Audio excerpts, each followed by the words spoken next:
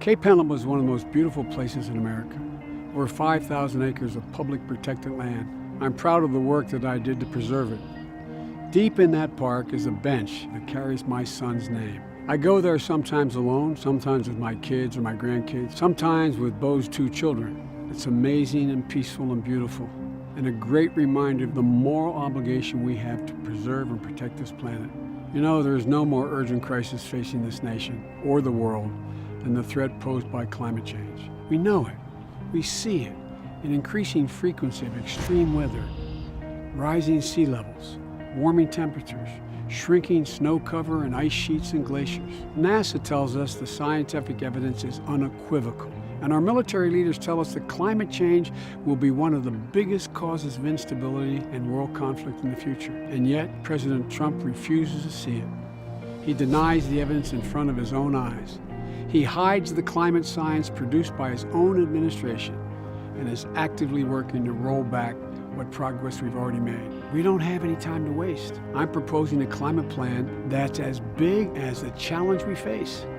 It's honest, scientifically based, with aggressive national goals and international leadership from us. It addresses both the threat and the opportunity posed by climate change. I call my plan a clean energy revolution. It has 3 parts. First, meeting the challenge of a warming planet. Second, seizing the opportunity to create new technologies and millions of new good-paying jobs. And third, leading the world, because this is a worldwide problem, not just an American problem. First, meeting the challenge.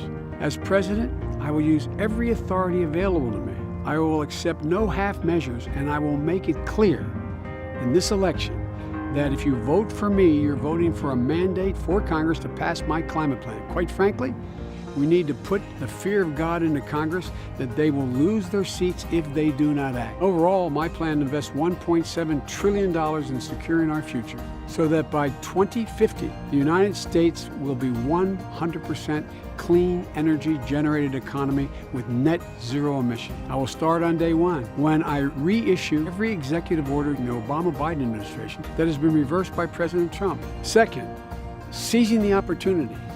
The old belief you can't create a clean energy future and create jobs is just that. It's old. It's not true. We can, but we have to get moving. Right now, China is investing $3 for every $1 we're investing in renewable energy. That's giving China an edge on technologies of tomorrow, and Trump doesn't even see that. My plan will put the United States back in the driver's seat, making the largest ever investment in energy and climate research and innovation that's ever occurred. That will make America the world's leader in clean energy by the year 2025. We can have manufacturing revolution right here in America with clean energy. Just think about it. If Arizona is going to lead the world in solar, those panels should be made in Pittsburgh and Detroit, not Beijing. You know, we're not going to forget the workers either. The workers who, through dangerous and backbreaking labor, powered our industrial rise and fueled America's prosperity through the 20th century. And we're going to hold polluters accountable. The worst environmental burdens have fallen heaviest along racial lines and in our poorest communities. That's going to end if I'm president, and I will direct the EPA and the Department of Justice to get back on the job. And thirdly, we have to lead the world. The United States only accounts for 15% of global carbon emissions. The rest of the world has to step up as well. I'll rejoin the Paris Climate Accord on day 1. We have to go much faster and further than that, and I will rally the world to do so. I'll repair the damage that's been done with our allies under this president.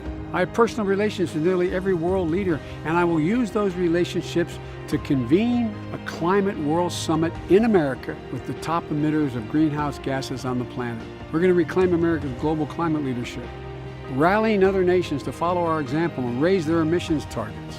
For more than 3 decades, I've led in this issue. I wrote one of the first climate change bills ever introduced in the United States Senate. As Vice President, I oversaw the single largest investment in clean energy in our nation's history, over $90 billion. I fought along with President Obama to double the efficiency of our cars, which would reduce our oil consumption by 12 billion barrels, and for a clean power plan that limited carbon emissions from both existing and new power plants. As president, I will lead America and the world to not only confront the crisis in front of us, but to seize the opportunity it presents. Look, we can do this, and we will, because we have no choice. We know we can meet this challenge. I know we can meet the moral obligation we have to our kids and our grandkids and to each other. We can deal with this problem. We just have to act. Look, folks, climate pollution is carbon pollution. It's man-made.